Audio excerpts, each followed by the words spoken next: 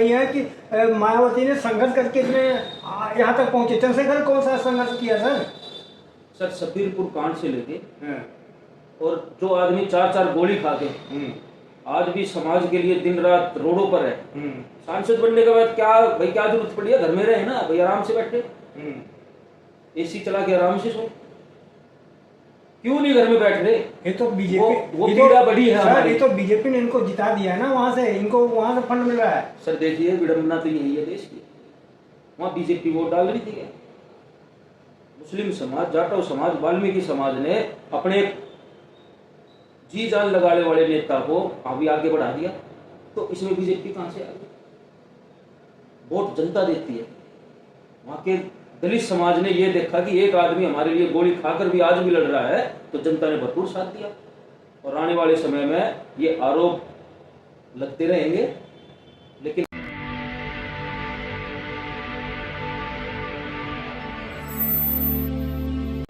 जय भीम। मैं मेवालाल, मैं आपके सामने ऐसे महान शक्ति से पेश कराऊंगा कि ये भीम आर्मी के जमीनी स्तर के नेता हैं, चंद्रशेखर से मिले हुए हैं, इनका अच्छा पकड़ है, उनका दाहिना हाथ कहा जा सकता है।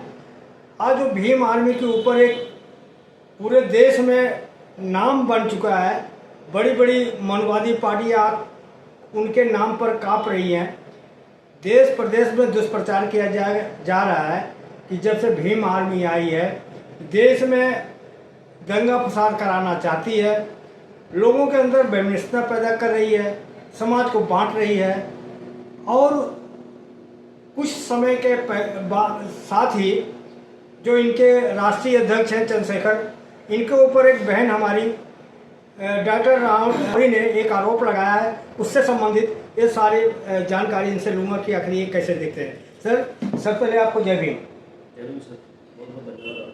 सर आपसे जानना चाहता हूँ कि जो भीम आर्मी है, आप उसके संस्थापक कार्यकर्ता एकदम पिलर हैं, आपसे जानना चाहता हूँ कि आखिर ये भीम आर्मी को ये फंड कहाँ से आती है? सर सबसे पहले तो मैं बताऊँ 2018 से भीम आर्मी से जुड़ा हूँ, और चंद्रशेखर भाई ने जो संघर्ष किया समाज के लिए,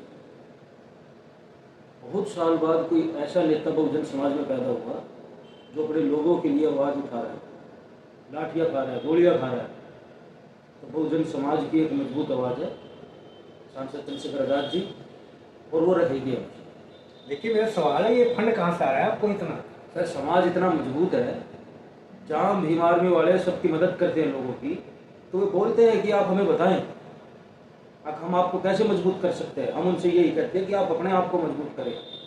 और फंड की बात है, समाज देखो जागरूक है हमारा, बाबा साहब के नाम पे हम कोई चंदा तो ले नहीं रहे किसी से, जिसका जो मन करता है 5 रुपये, 2 रुपये, 10 रुपये, आप लोगों को बाहरी फंड से बाहर से आपको फंड आ रहा है। ये जो मुस्लिम देश है यहाँ से आपको फंड मिल रहा है। सर देखिए, यहाँ से अमेरिका से, कनाडा से, मुस्लिम देश से जो बाबा साहब के अनुयायी जहाँ रहते हैं, उनको ये पता है भीम आर्मी हमारे लोगों के लिए लड़ रही है।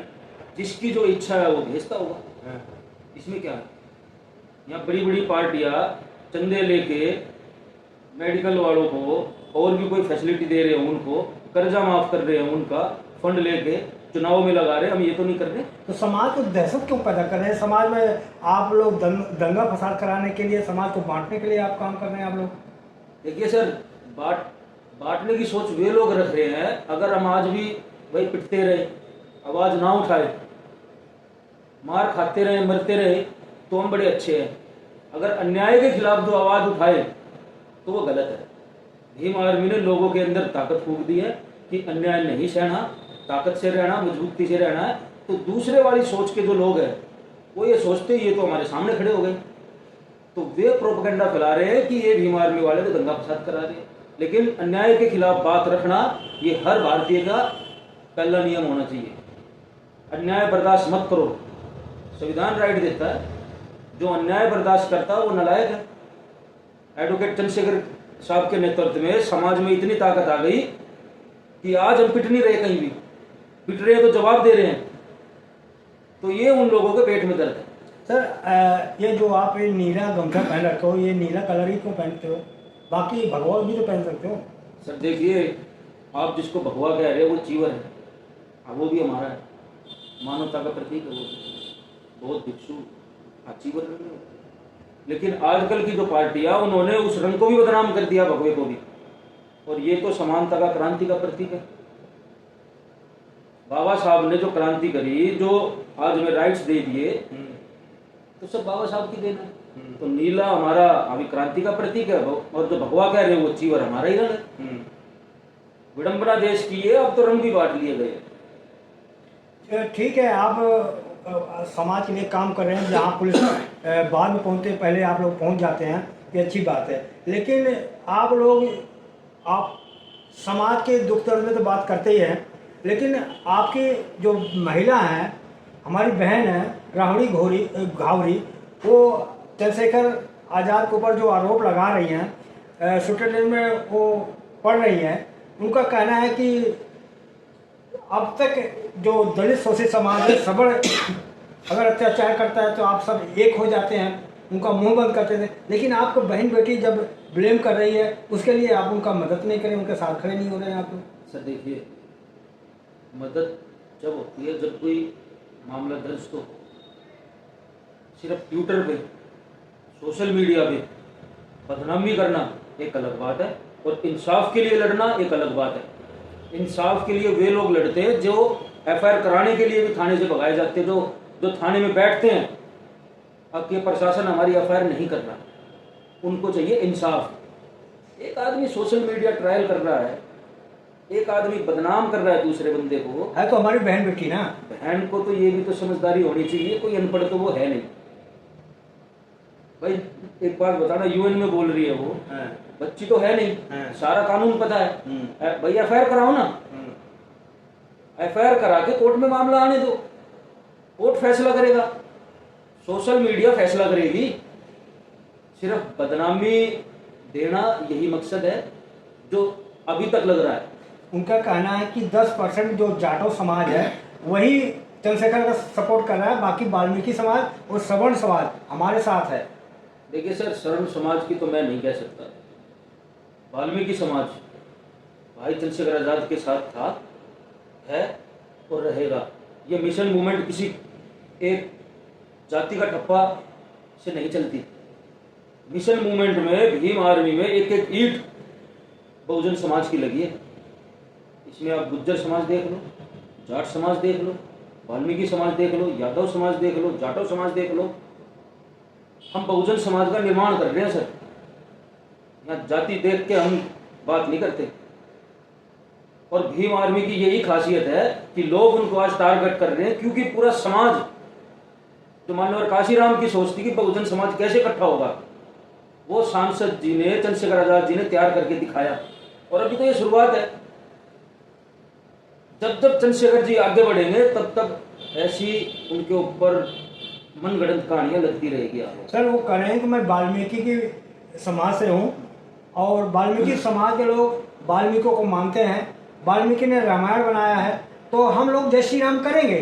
तो आप लोग जय भीम बोलते तो ठीक है, जय श्री राम बोलो तो आप लोग आलोचना कर रहे हैं कि जय श्री राम को बोलते, उन्होंने मंदिर में जाके उसका वो उद्घोष किया, तो आप लोग उनको टारगेट कर रहे हैं। सर देखिए, वाल्मीकि जी की रामायण आप, मैं कह रहा हूँ आप भी पढ़िए। वाल्मीकि जी ने तो ये भी बताया, शंभुक जी का वध हुआ, हम कैसे भूल जाएं? ऋषि शंभुक जी को मारा तो जय श्री राम बोलते तो कोई गलत कर दिया उन्होंने? ऋषि शंभुक को मारा, ये कैसे भूल जाएं भाई? राम ने हमारे लिए क्या किया? राम ने तो एक भाई को दूसरे भाई से मरवाने के लिए छुपके मार दिया उसने, जबकि राम चाहता तो समझौता करा सकता था। अरे राम ने तो सेबरी की झूठ भी खाया ना। सर देखिए, ये तो पाकड़ शुरू से चलता आया। आज के नेता भी तो हमारे घरों में खाना खाते, जैसे हम बधों नलायक हैं, वो छूत है बिल्कुल। उन नेताओं के अच्छे घर हमारे यार, उन नेताओं से अच्छी तरीके से हम रह रहे हैं। वे नेता भी पाखंड करके हमारे पैर धोने का, भाई हमारे घर का खाना खा रहे, जैसे हम खाना नहीं खाते, हम जानवर हैं। तो ये तो शुरू से रूढ़िवादी सोच जो है इनकी, वो शुरू से ही है। इनके काल्पनिक भगवानों में भी यही सोच थी कि हम आपके झूठे बेर खा रहे हैं, और आज इनके जो नलायक जो नेता है वे भी ये कहते हैं हम इनके घर का खाना खा रहे हैं। तो बदलाव कहाँ है? बदलाव तो वही है। हमारा भला कहाँ है? हमारा भला तो भारतीय संविधान आने की वजह से हुआ, वरना कितना झूठे खा लो, कितने पैर धो लो। मोदी जी आ भाई आ जाओ, हमारे भी धो लो पैर। पैर धोने से क्या भला है हमारा?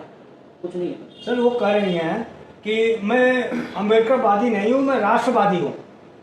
तो राष्ट्रवादी और अम्बेडकरवादी में अंतर है क्या? देखिए वो बहन जी कुछ ज़्यादा ही पढ़ी लिखी है, और डॉक्टर अम्बेडकर ये कह गए थे कि मुझे मेरे पढ़े लिखे समाज ने धोखा दिया। मैं उनको उन्हीं कैटेगरी में डाल के देखता हूँ।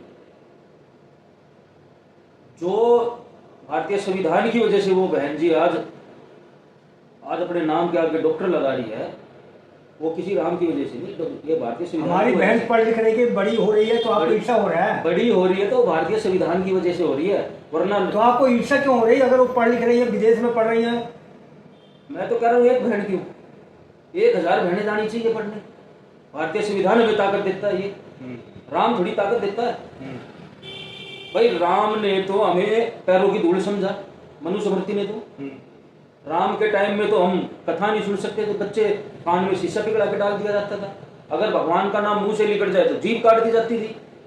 तो राम राज चाहती है क्या शायद? सर आपको चंद्रशेखर के अंदर कमी नजर नहीं आ सर रही है? देखिए एक इतिहास बताऊंगा मैं आपको, बहुजन महापुरुषों का इतिहास रहा है। सावित्रीबाई फुले और राष्ट्रपिता ज्योतिबा फुले।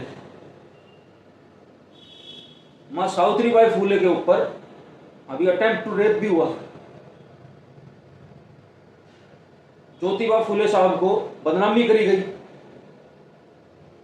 उसके बाद डॉक्टर अम्बेडकर को यही हिंदूवादी लोग तरह तरह के षड्यंत्र कर रहे थे उनके खिलाफ भी। उसके बाद मैं और नीचे आता हूं, माननीय काशीराम साहब और माननीय बहन जी को भी बदनाम किया गया।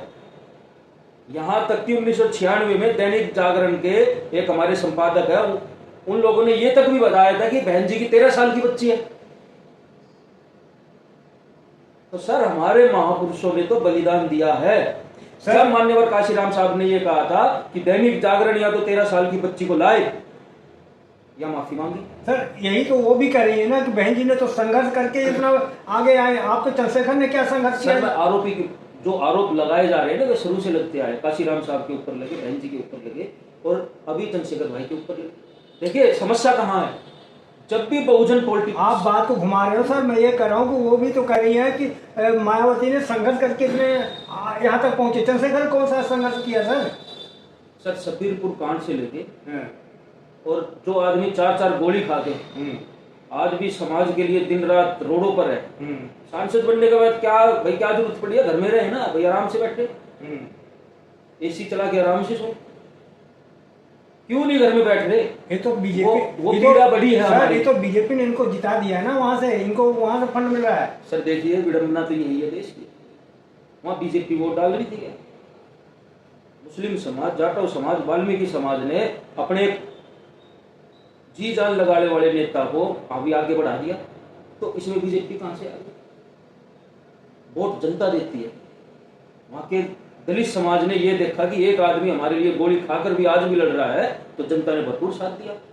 और आने वाले समय में ये आरोप लगते रहेंगे, लेकिन हम रुकने वाले नहीं हैं। जब तक इस देश में एक एक आदमी सुरक्षित नहीं हो जाएगा, जब तक इस देश में एक एक आम आदमी जो आखिरी पायदान पे लोग खड़े हैं उनकी हक की बात नहीं होगी और वे मुख्य धारा से नहीं जुड़ पाएंगे, जब तक भीम आर्मी और सांसद चंद्रशेखर आजाद जी के नेतृत्व में यह कार्रवाई नहीं रुकेगा। सर मैं लास्ट पूछ रहा हूँ सवाल, भीम आर्मी का मकसद क्या है?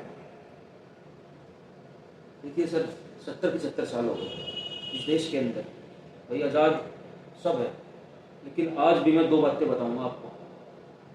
मंगोलपुर क्षेत्र के अंदर वाल्मीकि समाज के एक नौजवान के ऊपर मारा जाता है, पेशाब किया जाता है। उसकी 14 साल की लड़की के बाल काट दिए जाते हैं। 18 तारीख की घटना है और आज 25-26 तारीख हो गई, FIR नहीं हुई जून में। अभी ये जो 18 गई, कल परसों भीम आर्मी ने थाने का घेराव किया, FIR हो गई। तिलक नगर में सूरज वाल्मीकि जो पेशे से वकील है उसको जाति सूचक गालियां दी जाती है, उसकी FIR 20 दिन हो जाते हैं, नहीं लिखी जाती। हम आजाद है। सर यही तो लोग कंफ्यूज है। यही तो लड़ाई भीम आर्मी लड़ रही है नहीं सर। सर, यही तो कंफ्यूज है कि बाकी लोग जाते थे FIR दर्ज नहीं होते, आप लोग जाते थे FIR दर्ज, क्या मिली भगत है क्या? भीम आर्मी का डंडा और झंडा दोनों मजबूत है।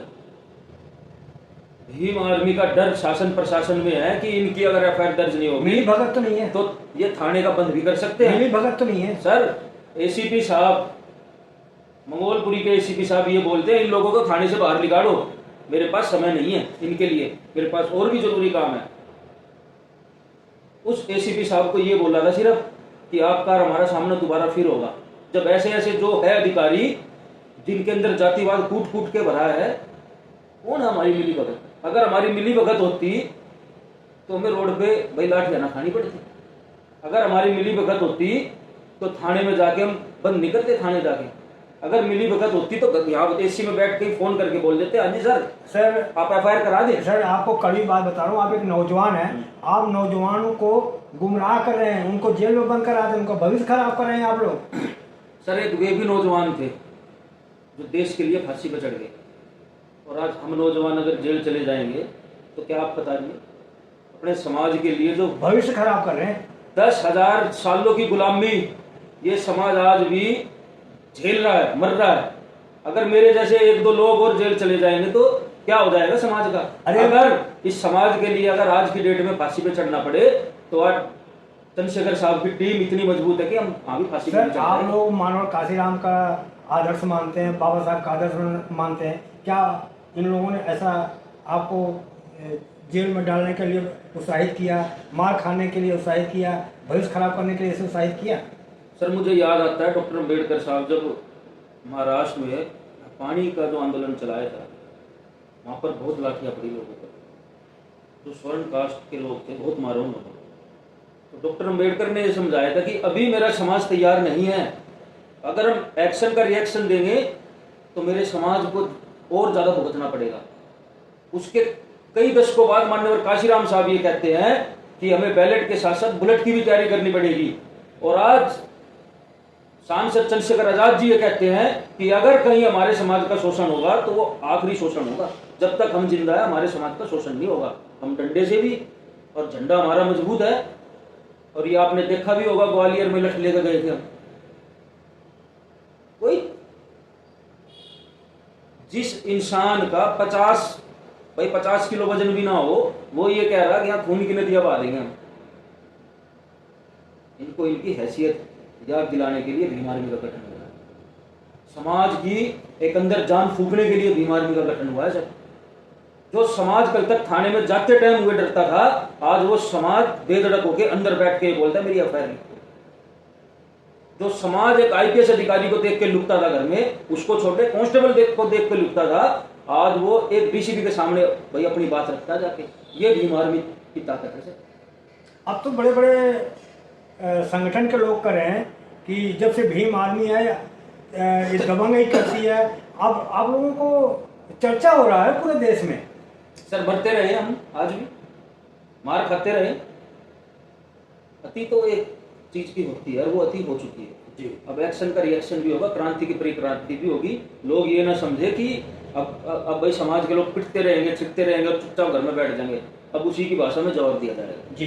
तो लास्ट में हमारे दर्शकों को बताइए कि आप लोग और क्या क्या मदद कर सकते हैं जो जिसके साथ अत्याचार हो रहा है, जो FIR नहीं दर्ज करा पा रहे हैं, कहीं भी हो, तो आप उनको क्या संदेश देंगे? सर सबसे पहले संदेश तो ये है, आप सभी लोग अपने घर को पहचानें।